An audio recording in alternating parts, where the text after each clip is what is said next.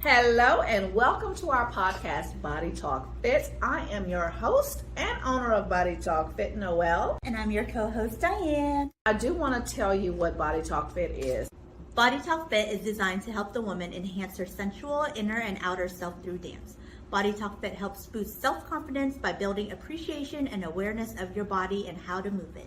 This is a fun fitness dance class that will have your booty shaking, your hips swaying, your neck rolling, your confidence boosted, your body glistening from sweat, and your walk more sexy than when you walked in. Hello. Welcome to our podcast, Body Talk Fit, where we talk about any and everything. I am your host, Noel Daniels, and this is your co-host, Miss Dirty Diane. Nice to see y'all. I'm usually behind the scenes today. I'm up in front as well. So today I have her up in front, and our topic is the life of an entrepreneur, the ups, the downs, and the all-arounds. Okay? So first of all, I want to give a shout out to BS3 Network for having us on their network. Also giving a shout out to Mr. Ben and Mr. King Dog for making the thing happen. Okay. I'm giving y'all a shout out. Okay. All right. So we air every Tuesday night at 8:30 p.m. Central Standard Time. And again, we have all different type of topics. We have all different type of guests on here. Today is just Diane and myself because we are both entrepreneurs. And we have gone through some things, the ups and downs, and like I said, the all-arounds. So I have a few questions that I'm going to ask her, and I'm going to answer myself, being an entrepreneur for the past, 12 years for myself and the last 3 for her. Mm-hmm. So we are going to get into the first question. So I'm going to ask Miss Diane, how long have you been on your own as an entrepreneur, and what do you do? I started about 3 years ago whenever I went in fully with entrepreneurship, but I do videography is my main line of business, and then I also do photography as well. And she's also a burlesque dancer. Yes. So that goes into, yeah. Well, that's going to go into some more things whenever we talk about this more. It's just like, okay, how to make it as an entrepreneur. You've got to do everything. Baby, you got to do whatever that pays the bills. Okay. Yes. They say use what you got to do what you want. Okay. So Diane, she actually comes in and sets up all of her, how do I say this, videography stuff? Mm-hmm. Just the equipment. Her equipment. Mm-hmm. So we have her camera right here. We got her laptop right here. We got her cameras on the side. What kind of cameras what kind of lights do you call these? The RGB lights, the LED lights is what I have on the side.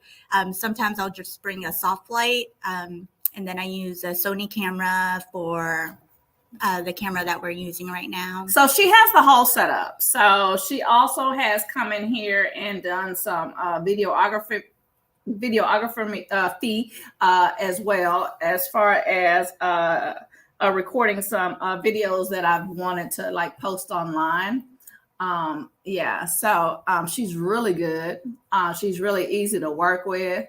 Her schedule is, she works around your schedule. Of course, and her schedule too, right? So we are now promoting her business. Okay. So she does videography. She does photography. She's also a burlesque dancer. I mean, I'm not talking about a burlesque dancer that's at the corner. Okay. We're doing real burlesque shows. And where do you do burlesque shows?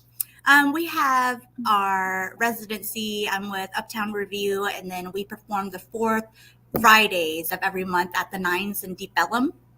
And then from there, it just depends on if other productions ask me, or if I'm, after I apply, if I'm accepted, then I've performed at the Arlington Music Hall with Ariel's Burlesque as well. Mm-hmm. But yeah, the main troupe that I'm with is Uptown Review. So you can always catch us the 4th Fridays of the month at the Nines in Deep Ellum.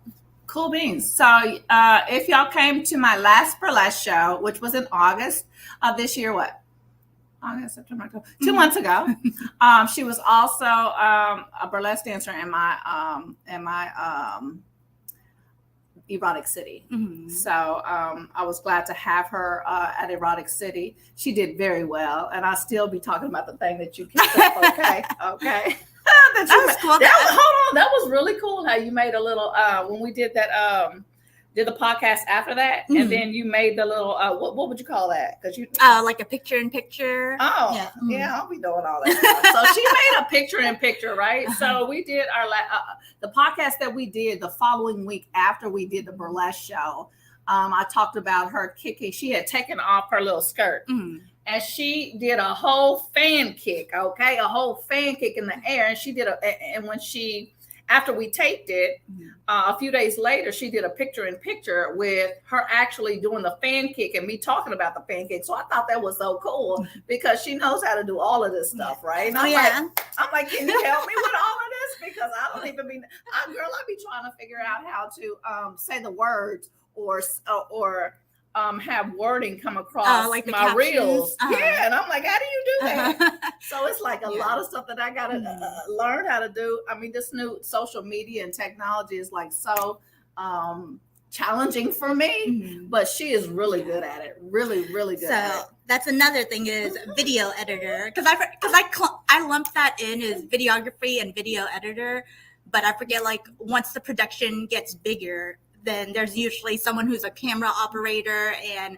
actually does videography or cinematography, and then there's a separate person that does video editing. But when you're an entrepreneur, you do everything. You do everything. So I also want to answer that question of how long have you been an entrepreneur and on your own? So I don't know if many know my story, but you can also find it in my book. I talk about this more in detail, but I'm just going to do a brief little history on how I got into Body Talk Fit and how I started, right? So I was a branch manager at a credit union.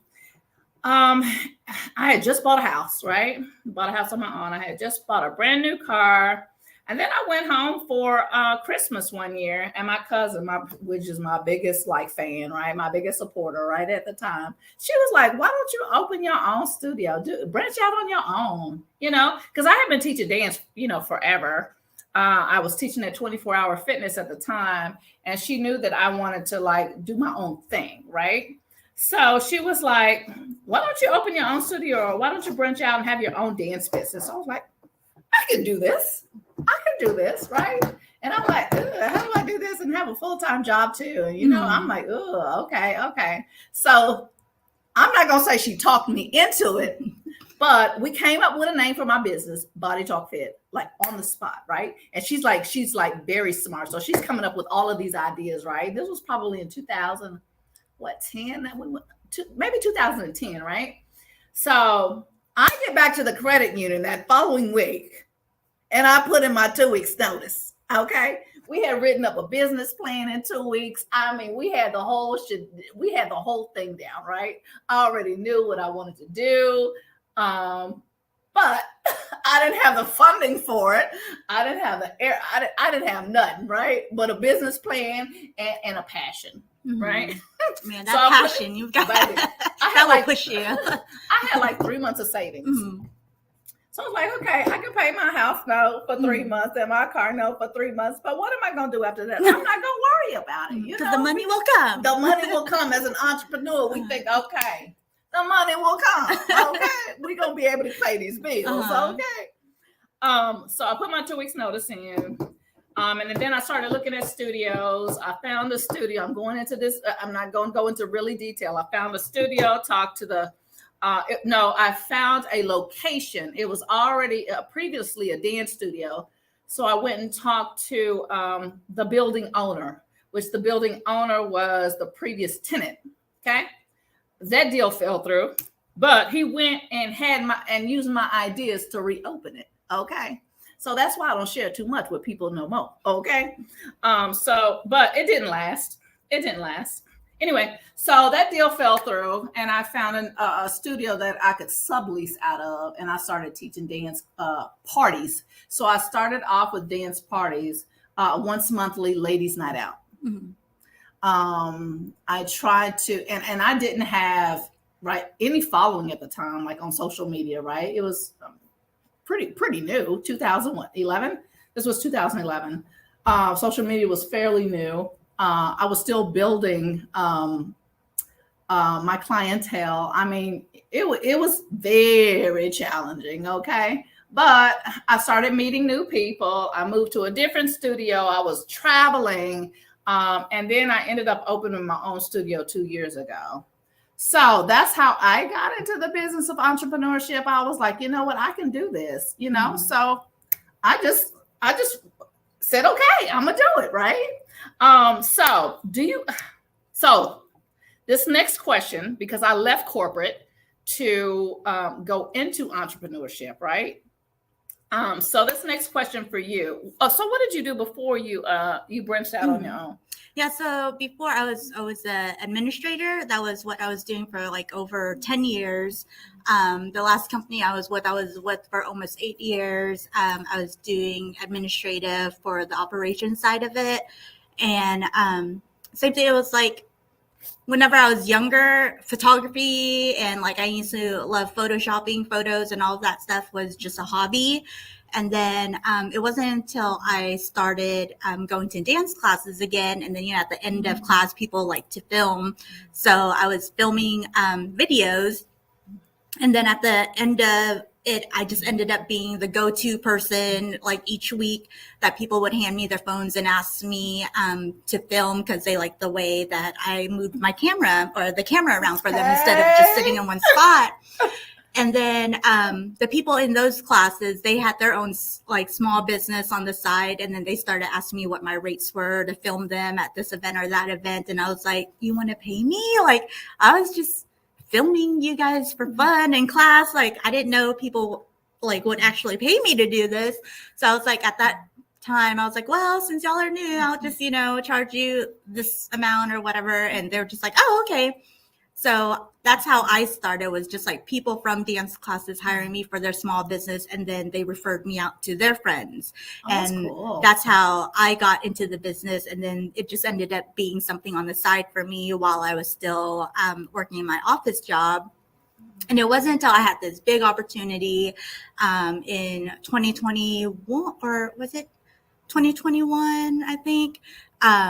It was whenever the UFC and boxing, the Triller event was over here in Arlington at Globe Life Field. I got a call because it was during Thanksgiving weekend. They asked if I was available because their videographer that they knew in town wasn't available to do the coverage, and they just needed someone to do behind the scenes.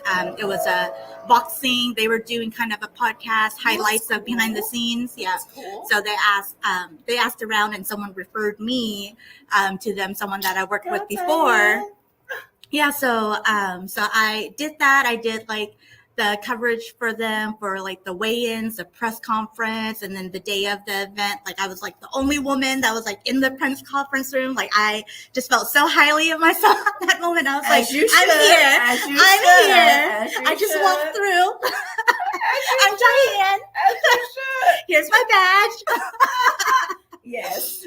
Yes, I'm a videographer. But no, it was just crazy because at that time it was like, that was when I knew that's what I wanted to do. That's where I wanted to be. I was like in the scenes of like with the boxers and everyone was like so nice. And then I like, who was it? Nick Cannon was over there hosting right there. And then like Metallica was the musical guest that night. And I was just like, this is what I want to do. Like, I want this to be my career. And then the production team, the producer for that show, like after it was all done, he was also part of a marketing research team in California. And he asked if I wanted to do stuff for TikToks for their clients.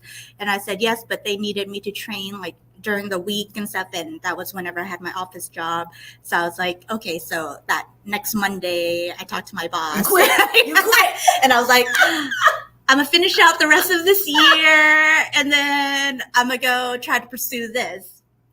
So did you get that opportunity though? Mm-hmm. Yeah, I did. Still okay. Yeah. So that's what, so after I put in my notice, I called Blaine, and I was just like, hey, I put in my notice, so I'm going to have more free time. And he was like, yeah, sure. Well, still, because he traveled between LA and Vegas, but he had family in Texas. So he would come and visit Texas sometimes. That's awesome. Yeah. So that was whenever I got with that company, and I was just doing independent contract work for them. But that was how I got started. But yeah, it was because my boss at that time, or my supervisor at that time, whenever I called him Monday, he was like, "How's it going?" I was like, "Good." I was like, so I want to talk. And he's like, "You want to quit?" Andrew, I got this opportunity, and I'm not going to pass on it, right? He knew what I did on the side, and he knew I wanted to transition to that eventually, but I never knew when the time was going to come, because I am a very analytical person. I'm very realistic, as well as I usually like to have all my ducks in a row before I make the next move. Yeah. And then that was one of the moments where I was like, I feel like this is an opportunity. I can't. See, I be moving ducks and don't even, girl, and they ain't even thought about it, honey.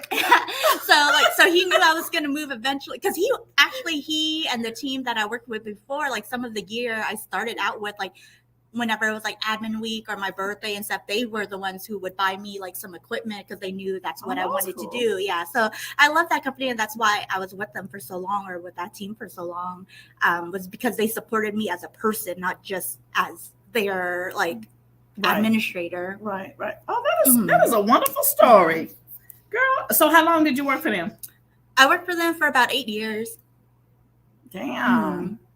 That's good. Yeah. Oh my goodness, that's good. So yeah. So do you ever want to go back to corporate though? I think about it a lot. If I go back to corporate, I don't want to do the same thing I did. I don't want to go back as an administrator, but I would go back to do videography. I wouldn't mind being an in-house either videographer or video editor, as long as it's something that I'm passionate about as well. If I believe in the company, and there's things, especially now, I feel like most of the ads and commercials, it's either social ads or it's local ads that you do, and then you can put it on Hulu and all the streaming services and stuff now. So I would I do the commercial part of videography. So I wouldn't mind being in a corporate position doing the creative side. Excuse me. So we need to think of a way that you can get in 3 corporations to get 3 huge contracts, right? Mm-hmm.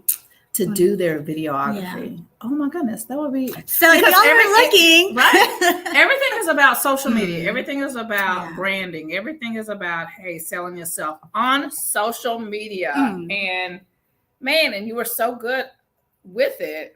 So, have you ever reached out to businesses and huge corporations, or even smaller corporations to start with? Yeah, right? That's what I do. Usually once or twice a week is my admin day, where I go in and I look, I reached out. I usually look to see who's hiring as well. And then if they have a creative in-house team or PR team, then creative director. Yeah. So what would that job title be? I think for me going, it would be usually if it's an in-house, it would be videographer or video editor. Usually with creative directors, they want 5 to 8 years in that field, or can we make up 5 to 8 years? Yes, it's just a couple more years. We can. No, we can make that up now. Now you can put on a resume 5 to 8 years and create. I can't lie. I am so horrible at lying. Sorry. And that's a horrible thing for me. Is whenever I try to sell myself, I grew up being told to humble myself, right? So I'm it's really hard. Humble about it. Yeah, but it's really hard for me to boost myself up in the selling part of it. So that's not okay. So that's not being unhumble or whatever. Unhumble. That's not being unhumble. Yeah. What that is just using a little bit extra to get in the door. Yeah. That has nothing to do with humbleism, or if that's a word, okay? Not being humble. But okay. Anyway, so you're trying to get me to sprinkle my resume. That part. Just put a sprinkle on it. You know what I'm saying? Just put a sprinkle on it. How are they gonna know? How are they gonna know when I started my How are they gonna know? You have created this business 8 years ago. Ma'am, is your business called? Do you have a business name? It's just my name, just Diane Prosostic Media. Okay. You have worked for that media company for 8 years. Who are they going to call? Me? You! They gonna call you! Girl, right. You better sprinkle. You better put a little sprinkle on that thing. If you want to get in the door, you sprinkle it. I know. Get in the door, show them what you got, and then go from there. Yeah. Sprinkle. Just sprinkle. I like that word, sprinkle. Oh, sprinkle me. So I've thought about going back to corporate many times. But I like the flexibility that I have, right? So if I ever go back to corporate, it has to be a job where it's flexible, where it's fun, right? So I've had jobs in between. I've had jobs since corporate gigs, right? Since I've been an entrepreneur.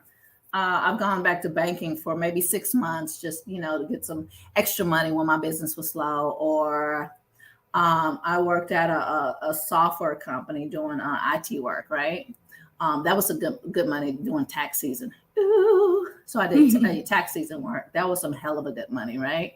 So I did that just for extra money, because as an entrepreneur, you got your ups and downs, baby. The life of an entrepreneur, the ups and downs and all around. You got your ups, you got your downs. And when your downs come, baby, you need to find something that you can make some money with. So yeah, I've gone back to corporate maybe 4 times throughout my 12 years. It wasn't long, it was temporary.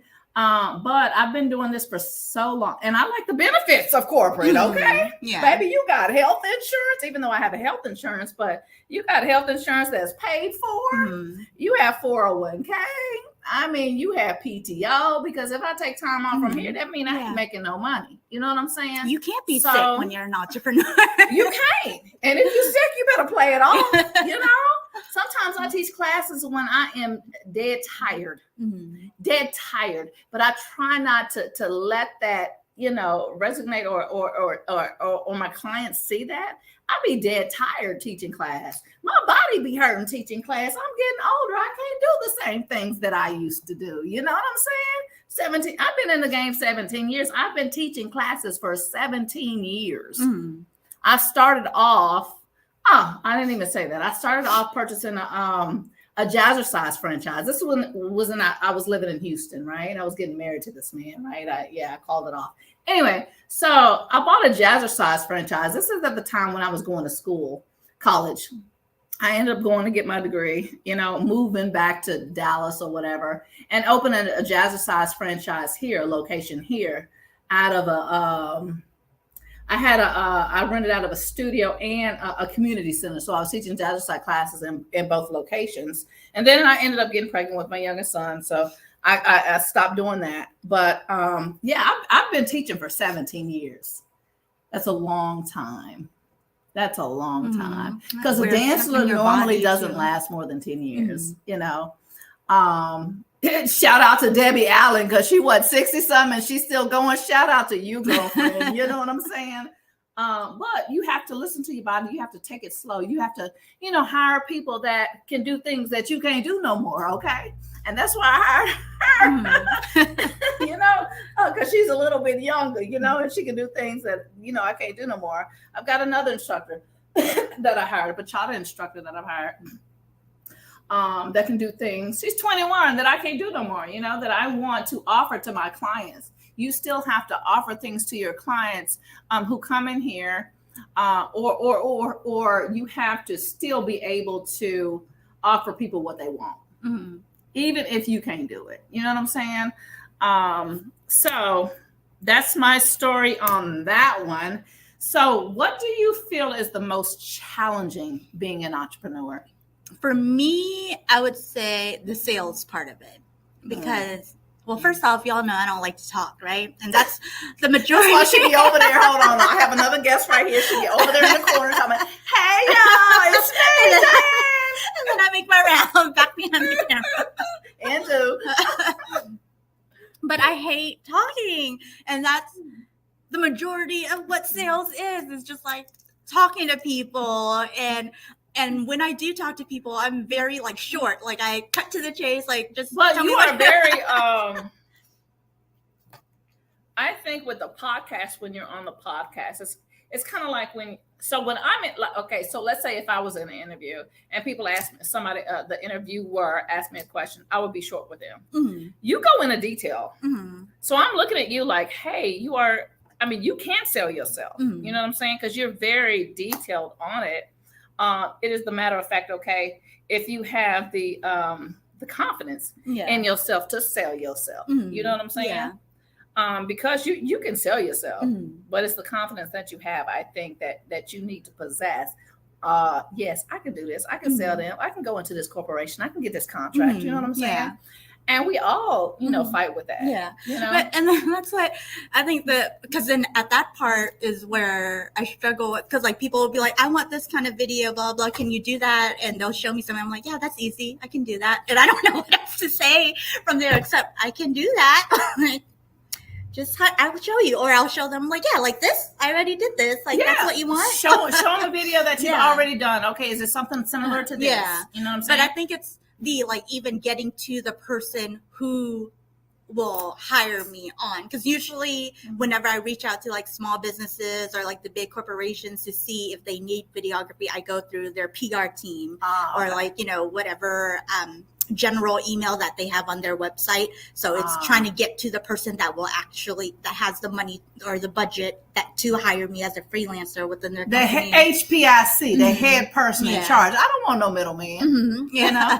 So it's like to get to that person. To get to the head person in charge. So do you send them like little video clips of what you've done that they are looking for? Right? Yeah. So usually I'll send them a link of my reel. So I'll message them and say, hi, I saw, or like, because the majority of my work is events. So usually I'll look to see what events in DFW are happening around town, like next month or something. And I'll reach out to those companies and ask, like, I saw that you had this. Do you already have someone filming or getting footage of this? If so, I'm available that day. And then I give them a link to my reel for them to watch to see what type of work that I can do. Okay, so I'm thinking, my head be going, right? My brain be going. So what do you think as a blogger?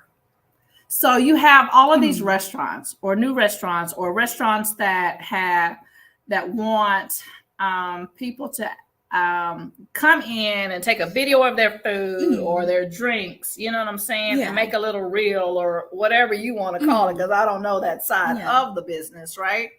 And then post it like just make all of these, come in and make all of these marketing videos of their business, whether it's, going to the, coming in and walking towards their sign, going in and making mixing it up with, a piece of their food, a drink, the customers that's inside or whatever. Have you ever thought about doing that as far as going to like restaurants and? Yeah, I've done that. Like, cause some of the being events, a blogger or an influencer, that's what they call it now, influencer. Yeah. Or is it blogger too? Yeah, it's influencer, but I don't do influencer stuff. But I have done user generated content. So that's the one where user generated. Yeah. So it's like so the influencers are the ones that have followers that they post on their own thing, but user generated is I get shipped the products like for free, and then they pay me a percentage or maybe click value of whatever my videos get, but I record my stuff without the watermarks, and then I send it to the companies and they post it on their social media. They be trying to get me to do that shit. I don't even pay. Yeah. Girl, I read that damn Instagram and I'm like, okay, I keep going. But no, that's what I did for that marketing research thing. It was their clients, and then their clients sent me products, and then I would do that, send them the videos, and then those clients use that as their social marketing, as like this is how someone used our product kind of thing. It's just like showing different people using your stuff for your brand for it to be on your page versus being it on the influencer's page. Okay. But I think what I'm talking about is something different than what you're talking about. Yeah. So what I do normally, so whenever because usually the events I do, there's usually some like food for there. the ballpark. I don't know, for the restaurants around the ballpark, Yeah. like when it's like heavy season around the ballpark, like Arlington, in this area, right? So like for Going example, to the restaurants around, So for example, I filmed a band that's playing at Troy's Arlington at Globe Life Field, right? So usually whenever I film bands or something, I usually do B-roll and film the ambiance of the venue as well. And then if there's food involved, I'll film the food or like all of the B-roll. And then I send whatever my client asked of me, whatever the agreement was for what type of video they wanted. But I still have all this footage I have. So then I make a cut for myself. And then now instead of it being mainly about the band, now I've edited to be mainly about that venue, and I'll send that to that company and be like, hey, I made this reel for you. Would you be interested in working with me for like other opportunities, or do you have any other opportunities for this? And usually at that time, either I don't hear anything back, or they'll tell me they already have an in-house like marketing team or like things like that. And then sometimes every now and then I get somebody, but it's just, it takes so many reach outs before I'll get one. It does. And I think that's entrepreneurship. And when I say what is the most challenging, so that could be that is challenging too, like getting acquiring the business, right? Having so many attempts, because sometimes as entrepreneurs or people in general, because we human, right? I don't like rejection. That ain't a good thing for me. But as if we reach out to a business or we reach out to people so many times and we get rejected, we'd be like, F it. You know what I'm saying? But sometimes I think we have to just continue to push. Or if we are, let's say someone tells us no over here. Okay, are we going to continue? Are we going to continue down the road? Because let's say I've had a list of 10 companies I wanted to reach out to. These first 2 told me no. Am I just going to, say F it on these, the rest of these 8 companies because I've gotten told no so many times, or am I going to keep going until I get that yes? You know what I'm saying? So it's hard being an entrepreneur because we get so many no's. But the thing is, you have to continue to keep going. And if you get so many no's on one certain thing, switch it up. Switch it up, switch up the game. You know what I'm saying? So maybe you need to alter something, or maybe you need to put a sprinkle on something. You know what I'm saying? So no don't mean no forever. No don't mean no for all them 10. No, maybe 2 or 3, the first 2 or 3. Okay, what is it? And get feedback. Get feedback. Why did you tell me no? What's the reason that you told me no? Or why say, okay, so if somebody came in, or somebody called me wanting me to send them an invoice for something because, hey, they've made up their mind that they wanted something. But then at the end of it, you said no. What's the reason that you told me no? You the one that asked me. So, or, hey, you the one that contacted me for a party or to come in and rent the studio or whatever. But now we got down to the nitty gritty. What is the reason that you're telling me no? Is it the price? Because, hey, I offer Afterpay. So that means you can pay in installments. Okay. If you really can't afford it. Right. Or is it you telling me no? Because what is it? So it's good that we get feedback, constructive feedback, and we have to be open to the feedback. You know what I'm saying? Because a lot of businesses are not open to the feedback. They want to be defensive about it, and I think that's a good thing, and that could be the most challenging when doing business or when being an entrepreneur. And my thing is, whenever they tell me no, I'm just like, okay, but how I see that is, well, but now they know my name and now they know my work. So they have me, at least my information on the roster now, in case like maybe next week or maybe next month or next year, if all of a sudden they need another videographer or they expand their business or, all of their video people are out sick or out of town and there's like a news coverage that they need someone to just get some B-roll, then they have my information, just be like, hey, let's see if this girl's available. That's how I ended up getting that one opportunity, was because their videographer was not able to do it the week of. So then that's how they found me. Now, I told you about that one company in Arlington. We're not going to name them, no names. Okay. But that one company in Arlington started following me. There's this one company in Arlington. It's a restaurant slash lounge slash something. Okay. They started following me on Instagram, right? So I researched. She had told me about it, right? And I started researching, and I was like, dang, that is a beautiful venue where we could go in and start having burlesque shows like once a week or once a month or whatever, right? So I go up to the venue and I talked to a person that I thought was the head in charge, okay? He said he was, but he's a head in charge over here, but not the person that can make decisions, right? And then we started talking, some things transpired. I don't even, it was weird. It was very weird. We started emailing each other. And then he was like, hey, I have to email you from a different email address just out of precaution, which I told her, I was like, that's weird. That is weird. Okay. When I came up here and I told you who I am, you follow me on Instagram. You know what I'm saying? And then this is what I tell you my business does. This is what I want to do now. Okay. So it was very weird. So you also have to watch out for people who are janky and we're like scammers. I'm not gonna say scammers, but you have to be cognizant and be careful of who you are working with too, because I immediately was like, that ain't it. You know what I'm saying? So and it's very with your burlesque. So I know you do a lot of different things, but I have to also be aware of people who contact me who are wanting like private sessions or, you know what I'm saying? Because of what, I offer, right? So if a man contacts me or somebody emails me saying, hey, I get this email all the time, once a month, I promise you I do, from a different name and a different email address, right? They say, hey, we're having a wedding. And I am wanting to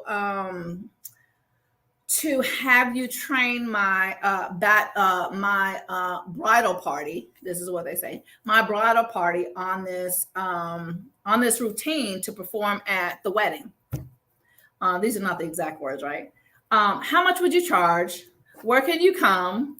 And can I use a credit card? I get this every month. By text or by email. It's a scam. So y'all have to just be aware of, hey, you got to be smart about the thing, right? Yeah. People are in the game to scam you, right? And they make money off of it. Say they may be using a stolen credit card. I don't know. But hey, what I'm not going to do is about to run your credit card through my machine and I get a charge back. You know what I'm saying?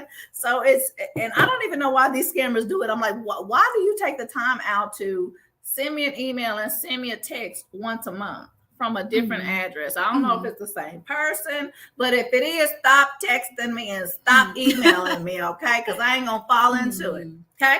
What is the most rewarding? Well, because I was like, for them, it's the same thing as entrepreneurship, right? They're like, someone's going to bite. Right. Somebody's going to bite. And it ain't me, I promise you. I promise you it ain't me. No, because I get the same. It's always about somebody's son or daughter. But it's like every now and then it's like an email or like through Instagram or something where it's like, hey, my son or my daughter has a birthday party. I have all these photos and videos I want to edit together. Is this something that you can do? My budget is this much, and I need it by this due date. And that sounds like legit. Okay, you have all the information there that I need. So usually I'll respond back like, yes, that's something I can do. And then I'll ask more questions like, was there a certain song they wanted me to overlay with it? Was there a certain look or feel that they want with the video? Like if they want it to be more sentimental or just like more fun and energetic, things like that. So that I know whenever I'm editing what I need to do. And then they would just be like, whatever you think works best. I've seen your work, I'll be happy with it. And I'm like, okay. But that's what I hear a lot too, whenever I ask a lot of the clients that I have, like, what type of edits do you want? Most of the time, they're just like, do whatever you think is best. So I'm used to that until when it gets down to the payments, because it's always, because then I'll be like, okay, I'm more, if I know the person or if I've worked with the people before, I'm okay with waiting until the day of for you to pay me. No, I'm not. I'm not. But yeah, like for people that I don't know at all, I'm like, okay, before I do any work, I need the payment first. So I'll tell them like, okay, I need the payment before I get started on any type of editing. And they're like, okay, I'm going to email you a check. I'm like, Girl, email? no. Why do you have to email me a check? And who still uses checks? How you gonna email a check? Yeah, and that's why, because they like put this whole like instruction of what they need me to do, and then at that point, I just block them. I like block and report. I'm like, no, thank you. Report. I'm not clicking anything that you send me. Not at all. Not at all. But, so our next question was, we answered what was the most challenging being an entrepreneur, right? Yeah. So now our next question, and I'm going to answer this first, Miss Dirty Diane. What is the most rewarding when it comes to entrepreneurship? And I'm going to say receiving them reviews. Baby, receiving my reviews and when I finish with a client, let's say I had a private client, you know, and they come in here that's taken a pole class before, or, you know, maybe I have private clients that come in here that maybe I'll teach them a chair dance routine. Maybe they're trying to boost their self-confidence or anything, you know what I'm saying? Or maybe they've been a new client, like in a group class, like on my Monday, Wednesday, Thursday, and Saturday class, right? That stay after class and just say, hey, how much, you know, this class meant to me. So that is the most rewarding, is when I have clients come up to me or clients give me a great review saying, hey, how much they've enjoyed my class, right? And how much you know, I've meant to them or whatever. So that is the most that's the most rewarding to me. And that's what keeps me going, because I promise you, you know, our previous question was, what's the most challenging? There are times when I just want to give up, right? Because, you know, you have your ups and downs and your all arounds. The ups, great months, right? The downs, dang, I've been slow. It's a season. Baby, like the winter season and the leaves are falling. Oh, no, this past summer was the slowest summer that I've ever had at dance parties. No, I don't know if it was because it was hot as hell outside and nobody wanted to come out. But this past summer was the slowest that I've had in dance parties, when every year my business booms in the summertime because they want to book bachelorette parties, ladies night out parties, and that's where I make the most of my money. And this past summer, I mean, I'm talking about 3 months. I mean, 3 months is like, damn, you know what I'm saying? I'm like, damn, do I close? I mean, what do I do? How do I catch back up? Yeah. And that's where you have to, hey, if I have to go get another job, if whatever I have to do, you use what you got to get what you want. You know what I'm saying? So it is, you know, do I have to, what can I do with my business that's going to generate some more money? Because, hey, I've been slow for 3 months. I still got bills to pay. You know what I'm saying? I don't have that guaranteed paycheck that comes in every 2 weeks like most people. Yeah. I don't have that guaranteed paycheck that comes in twice monthly, you know, bi-monthly that comes in like I used to, that I knew how much money I was going to make. You know, where I knew, okay, this is my mortgage payment, this is my car payment, this is my insurance payment. You know, it's hard, you know, being an entrepreneur, not knowing what it's like this, you know. And I say that to say, I used to have a spouse that was very supportive, right? And it's important to have very supportive of friends and family, right? And even the people in your household. So if you don't have that, don't you think that's challenging as well, when you don't have that support system? Now, my students are my support system. That's what keeps me going. That's what keeps me sane. But if you don't have the support system around you by the people that you love, that's a totally different thing, right? Yeah. So let's say you're married, right? and your spouse. So my next relationship I get into, my spouse is going to be my number one fan, regardless. My number one fan, my number one support system. You know what I'm saying? That I can come to and talk about anything. He going to throw ideas to me, he or she, because you know I'm bisexual. He or she going to throw ideas to me. We're going to bounce ideas off of each other. We're going to say, okay, we've been slow for 3 months. What is it now that we need to do to get your business back up? You know what I'm saying? And when you don't have that, it's hard. I promise you it's hard. Or even a best friend, because I don't have, anybody I talk to, I just keep everything, bottled up inside. And, I am my own best friend. So it's like I come to myself and talk to myself or talk to God. I'm like, oh, what is it that I can do to Lord, give me, So don't you think that, so we're going back on the question. Yeah. Don't you think that is a challenging area as well? Yeah. It's not. Because I think it's like just the unknown to begin with. I think we have our own insecurities and we know when we're failing or, things with our business whenever it's going down. But we know, like, I feel like as entrepreneurs, you know, eventually you're going to get on the other side, but you need other people's encouragement and help and stuff too. So that makes a big difference whenever you have someone like the sexiest thing some guy has ever done for me was what is like, it, girl? What's the sexiest thing? I went to go film a show and he came with me as my date, and then at the end of it someone came, like while we were walking out, someone came and asked, like introduced me to their family member and said their family member needed photography for like their sports thing or whatever, and asked if that was something I could do, and I said yes. And they asked if I had a card, and I had all my bags and stuff with me, and he happened to have my card in his wallet. Oh, so that was so sexy. So he pulled out my card and gave it to them, and I was like I would have made him. He would have been on my team, baby. Okay. I was like, oh my ex never did nothing like that, honey. I was like, why?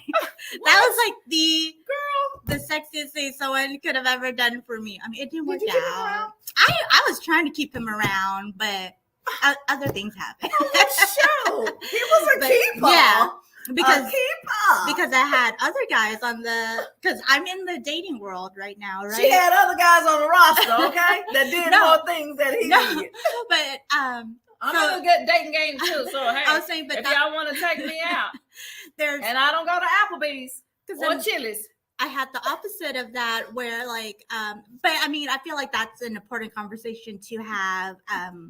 Whenever you're thinking about taking the next steps and stuff, is like finances, like what are you doing, blah blah. So we had that talk, and that was during the time where I was like, oh, my business is like month to month now, I can't tell. And then that's the thing, is I don't have as much retention from clients, so I can't ever really tell. Or now that I've been in it for 3 years, I kind of see a trend in the seasons and the timing. But at that time, I think that was my second year within the business. So I was like, I wasn't sure. So everything was kind of month to month, and I wasn't trying to spend more than I was getting, kind of thing. And at that time, he was already established in his career. So he let me go because I wasn't in the same financial timeline as he was. Well, he wasn't meant for you. Yeah. He wasn't meant for you. So, but you have that kind of like, when you have that type of person where when you're already wondering and you have that insecurity of the unknown, then you have that type of person where it's like, well, you're not worth the investment, is how I felt. With that one, when you have that type of partner that doesn't feel that you're worth the investment or can't see how great you could be, when you know yourself how great you could be. Girl, and come on, preach, baby. Preach, honey. She's preaching. And you have other people in your life that tells you, like, that remind you what you can do. Then I'm like, then why do I need you, who's so negative and who's pushing me to quit in my life, when I have other support as group. Long as you see your vision and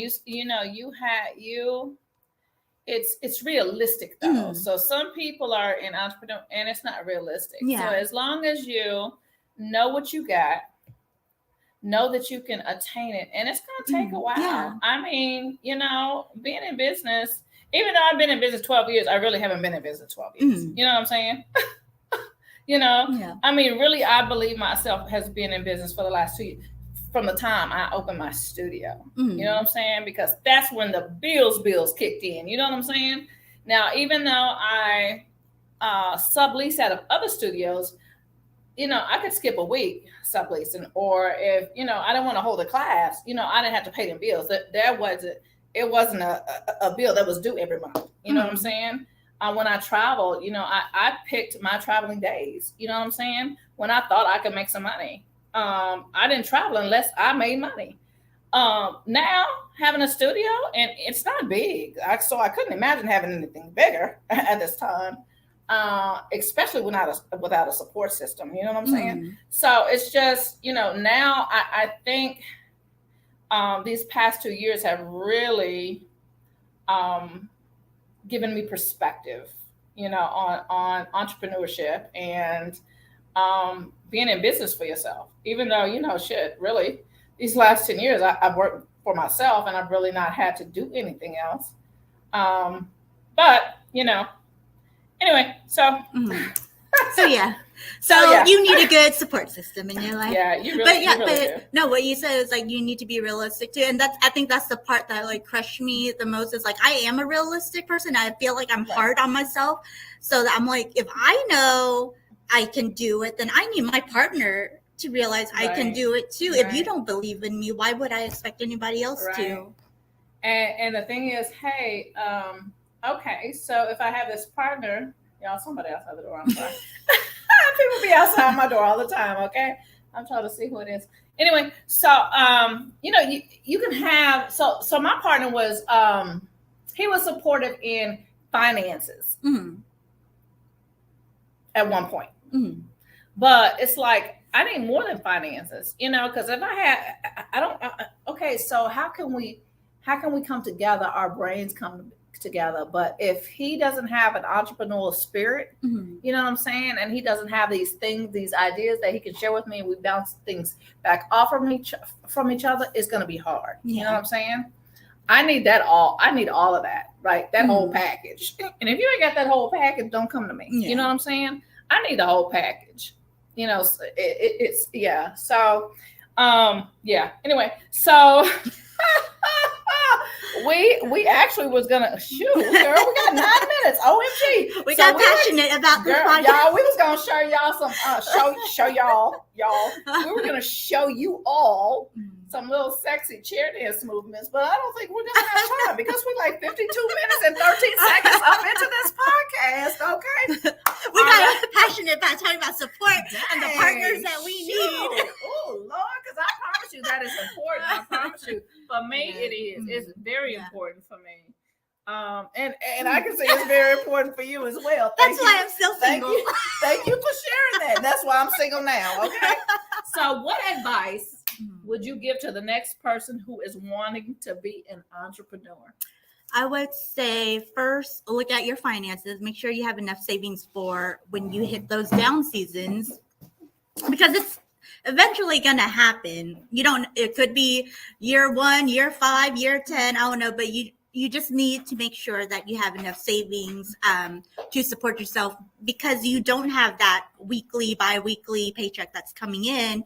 But I also say, because it was like kind of a hit in the face that I was like, oh, I didn't even think about this whenever I started, because all I thought about was like, I love videography, I love editing. I can make some money. Yeah, and I'm making money, but it's different when you're making it on the side and you have a stable job versus when you go all in, because now you're everybody.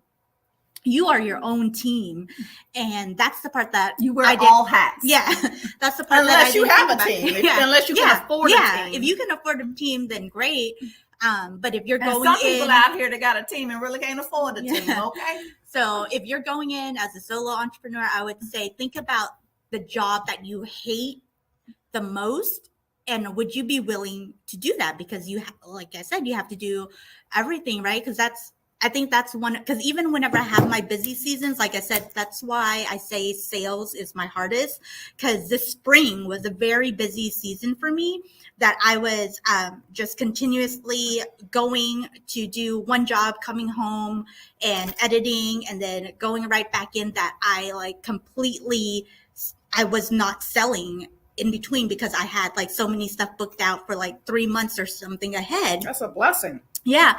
But then I didn't stop to think like I still need to dedicate like a day to still reach out for like month 4, 5, 6 right, facts and stuff, because I was like too busy. I barely like slept those 3 months, but I was like, money was coming in. But then after those like 3 months was over, then I was like, I didn't reach out to anyone. I don't have anything else lined up. So now you have to be your own admin. You have to be your own sales team. You have to do your marketing. And then that's another thing, because I do videography and I help other people market their stuff, that I get exhausted and I don't have time to do my stuff. And I try to do a quick marketing video or something for myself, but sometimes I feel like I could do better or I could do more. So it just depends on how much allotted time you give yourself. So you do have to schedule your week out as if like block time out for sales, for admin, for marketing, because you are everything within your business. So you have to make sure that you have all that in place. You have to have thick skin for the nose. You have to just make sure that before you get into it, that the thing that you hate to do the most is something you're willing to do because you love that career so much, that you love whatever it is that you're getting into. You have to be able to love that, and you have to be able to work hard, because it is sometimes you put a lot into it and you don't get much back, but you're just hoping that you catch a fish somewhere in there. Baby. Mm-hmm. Baby. Yes. Baby.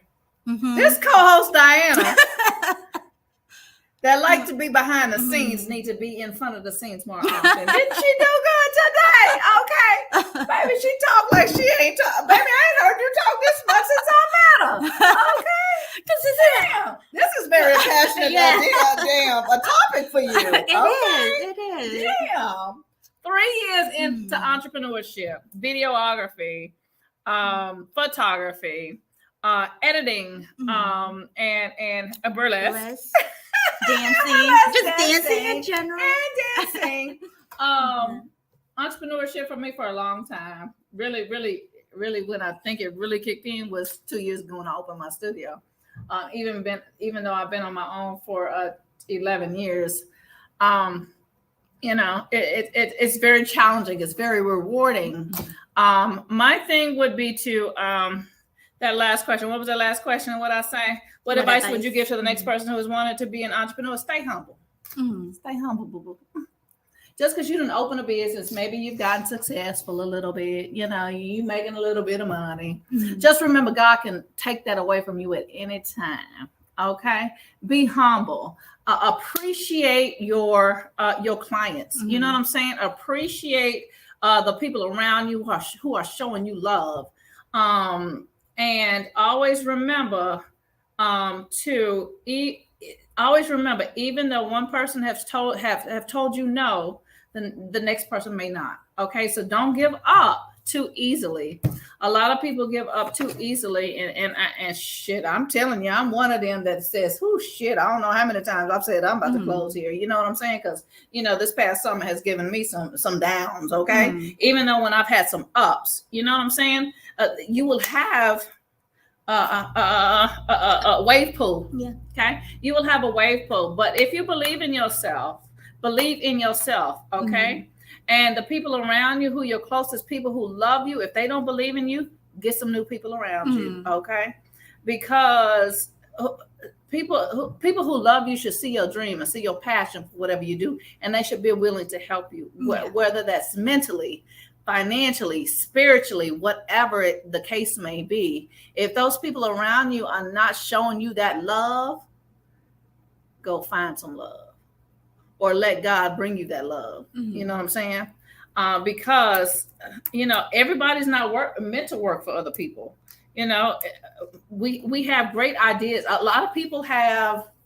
I would say a lot of people have great ideas and great business or great ideas, but they're too scared to jump into it, right? Because they so used to getting that paycheck every week, or that paycheck. Oh, you know what I'm saying? But if you have a great idea and you're passionate about it, and you have a service or a product that will sell, Do it. And I'm not saying do it like I did it, right? Quitting your branch manager job. I'm not saying do that, because that was the dumbest decision I've ever made in my life. Because I could have done both at the same time. I still could have, because I got out of work at 3:00 p.m. I was there from 8 to 3. I was a branch manager of a credit union. I was there from 8 to 3 or 7:30 to 3. You know, I still could have done what I wanted to do, but I jumped the gun. I was young. I jumped the gun. Craziest decision I've ever made in my life. Don't do that. Always do what you can until you can get where you want. Okay. So if it means to keep that corporate job until you are at a point where you can quit, or even keep the corporate job. And if you have this great idea, great service, a great, product, continue to do both. As long as you can continue to do both. As long as you have the energy and God blesses you to wake up the next day and put forth effort on both jobs, continue to do it. Okay. Don't quit one when you ain't got, hold on. What's that saying? You're probably too young, child. Okay. So don't jump into something too quick. Okay. Think about it. I'm impulsive. I'm impatient. Don't be like me. Okay. Do what you do, but be smart about it. Okay. Have a plan. Okay. We love you. This is Body Talk Fit. We was gonna show you some Body Talk Fit. Bam, share that. Okay, hold on. I'm gonna still show you some stuff. Okay.